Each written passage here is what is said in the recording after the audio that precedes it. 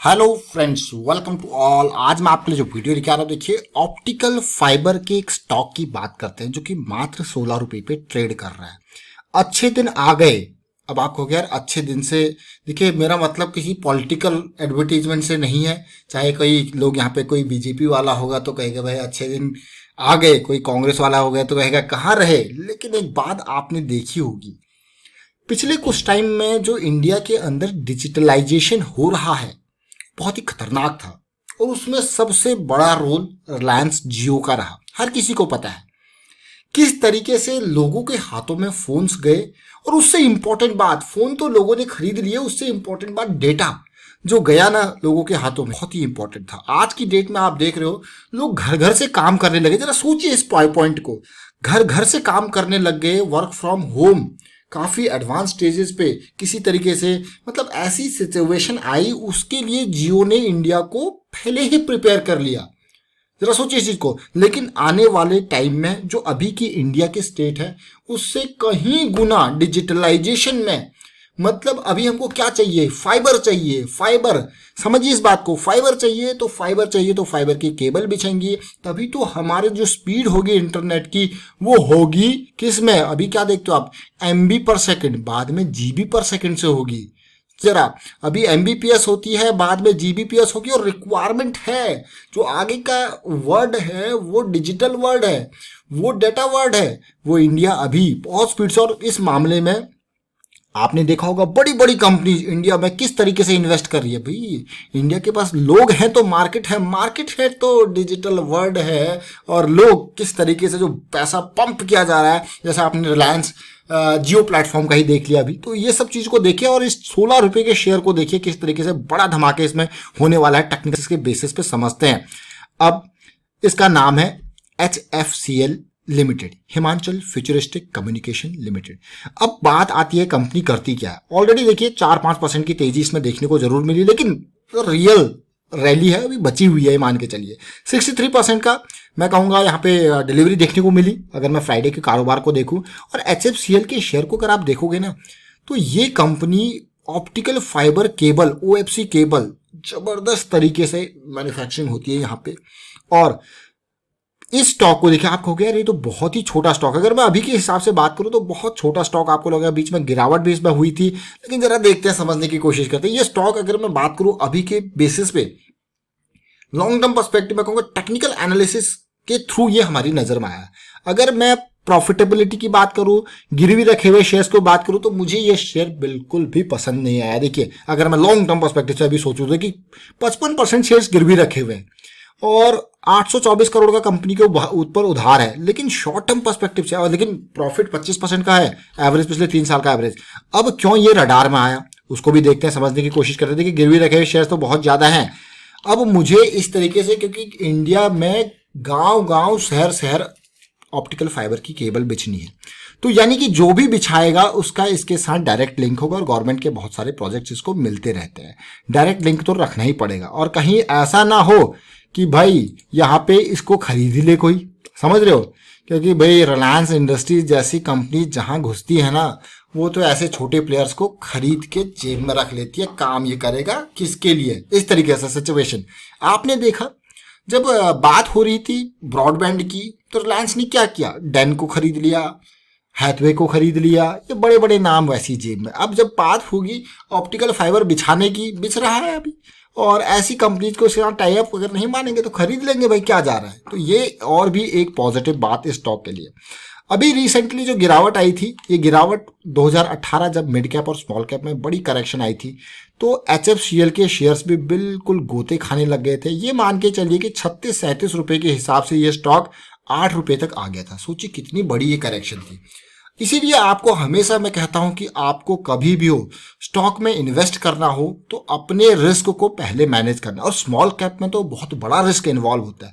Small cap की volatility देखोगे ना आप, तो आपका पैसा देखिए हाफ 1/4 भी हो सकता है अगर आप ऐसी पड़े रहने दो। लेकिन अगर आपने अपनी चीजें मैनेज कर रखी है रिस्क को, फिर आपको डर नहीं होता, क्योंकि आपको पता है अगर चीजें गिरेंगी तो मैं निकल जाऊंगा इससे।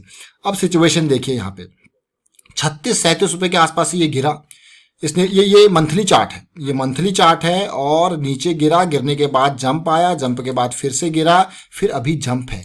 क्या ये फिर से नीचे गिरेगा? ये इंपॉर्टेंट क्वेश्चन है, क्या ये फिर से नीचे गिरेगा? क्योंकि इतनी बड़ी रैली है और नीचे गिरने के चांसेस तो पूरे पूरे लग रहे होंगे, क्योंकि अभी ये फिर से उसी पीक पे है। अब छोटे टाइम फ्रेम पे समझते हैं इसको कैसी सिचुएशन बन रही है, नीचे गिरेगा ऊपर भागेगा, क्योंकि पिछले मंथ के यहाँ पे पानी पीने वाला सिस्टम बनता हुआ आपको दिख रहा है और बड़ा वॉल्यूम देखने को मिला था, उसके बाद ये करेक्शन दिख रही है। वीकली पे चलते हैं, समझते हैं क्या ये करेक्शन रिजॉल्व होगी या फिर और नीचे आएगा ये शेयर।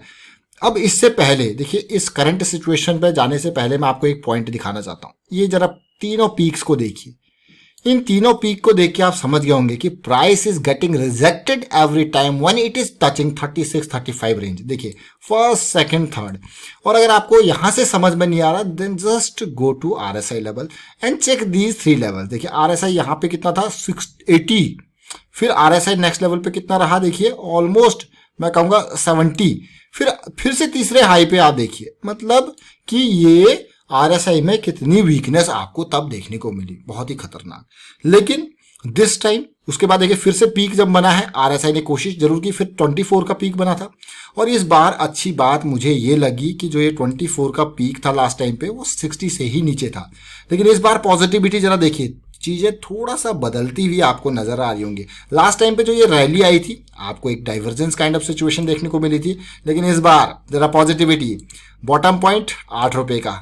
अब मैं इसको थोड़ा सा इस पर्टिकुलर एरिया को जूम करूंगा करंट सिचुएशन में। एक तो RSI ने पिछले हाई के लेवल को पार कर लिया, यानी कि जो 24 का हमारा लेवल था वो ऑलरेडी RSI पे पार हो चुका है। That is a big positive, मतलब स्ट्रेंथ देखने को मिल रही है। लेकिन उससे अच्छी बात मुझे ये लगी, तेजी, पहला करेक्शन, दूसरा correction and this is your third correction. और इसका कुछ दिन पहले भी मैंने आपको वीडियो बनाया था कि बस स्टॉप लॉस मिल चुका है, एंट्री बस करेक्शन रिजॉल्व हो जाए 16 रुपए के आसपास, बढ़िया एंट्री आपको मौका मिल सकता है। लेकिन फिर भी सबसे पहली प्रायोरिटी आपकी रिस्क मैनेजमेंट होनी चाहिए। अब देखिए सिचुएशन देखिए, तीसरी करेक्शन आई और RSI हमारा ऑलरेडी एसिड जोन यानी कि बुल एरिया में जा चुका है। एसिड जोन में इसको क्यों कह रहा है, देखिए ये 60 पार करते ही एसिड जोन आता है और उसके बाद की करेक्शन देखिए इंपॉर्टेंट, हायर हाई की सीरीज, हायर लो की सीरीज, हायर हाई की सीरीज कंटिन्यू है, यानी कि ये स्ट्रेंथ हमें यहां पे भी देखने को मिल रही है।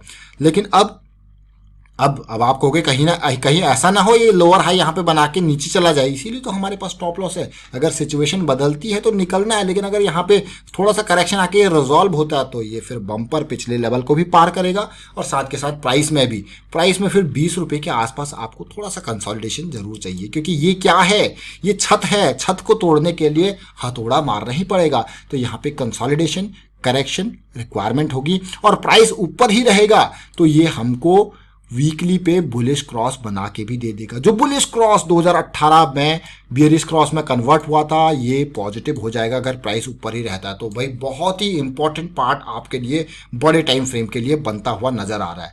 और साथ के साथ बुलिश क्रॉस के बाद मैंने हमेशा आपको कहा है, जैसे ही बियरिश क्रॉस में जंप आपके लिए क्या एक इनविटेशन होता है कि शॉर्ट करने के लिए, लेकिन उसके बाद बुलिश क्रॉस में बनने के बाद की जो करेक्शन होती है वो इंपॉर्टेंट होती है आपके लिए एंट्री करने के लिए, लॉन्ग होने के लिए। तो जरा ध्यान दें, जरा समझें, और ये लेवल जैसे जैसे ऊपर टच होता रहेगा और आपको, क्योंकि देखिए अब होगा क्या, ये 20 के नियर जाएगा, 20 के नियर अगर जाता है तो यहाँ पे बुलिश क्रॉस बन जाएगा।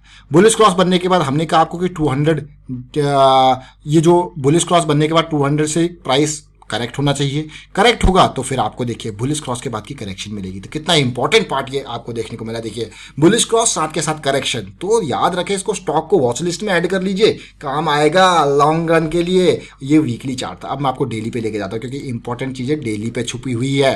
जरा देखिए डेली पे सिचुएशन, देखिए बहुत ही इंपॉर्टेंट सिचुएशन डेली पे। और आप इस पैटर्न को कहोगे कि हमको हेड एंड शोल्डर बन रहा दिख रहा है, लेकिन इसको जरा समझिए, ये आपको क्या दिख रहा है। देखिए पॉजिटिविटी, हेड एंड शोल्डर, मतलब कि ये 18-20 रुपए के आसपास की लाइन आपके ब्रेकआउट के लिए इनविटेशन, इसको कहते हैं head and shoulder. Reverse head and shoulder कहोगे, ये जंप का इनविटेशन दे रहा है आपको, मतलब ये जैसी लेवल पार होगा तो आपका स्टॉप लॉस भी ट्रेल होके यहां से उठ के यहां पे चला जाएगा। स्टॉप लॉस भी बहुत इंपॉर्टेंट, चाहे आप लंबे वक्त के लिए इन्वेस्ट करो, डीप स्टॉप लॉस लगा लो, लेकिन भूलो मत, क्योंकि ये आपके रिस्क को, क्योंकि जो स्मॉल कैप के शेयर्स होते हैं ना उसमें काफ़ी वॉलेटिलिटी होती है, तो आपको हिसाब किताब रखना है और बिना हिसाब किताब बिना कैलकुलेशन के मार्केट में एंटर करना काफ़ी टफ काम होता है, काफ़ी डेंजरस काम होता है। वाइंड अप करता हूँ इस वीडियो को, उम्मीद करता हूँ वीडियो आपको अच्छा लगा होगा। अच्छा लगा तो शेयर कीजिए, लाइक कीजिए, चैनल अगर आपने अब तक सब्सक्राइब नहीं किया तो जल्दी से सब्सक्राइब कर ले और बेल आइकन को भी प्रेस कर ले जिससे आपको नोटिफिकेशन आती रहेगी। Thank you for watching the video.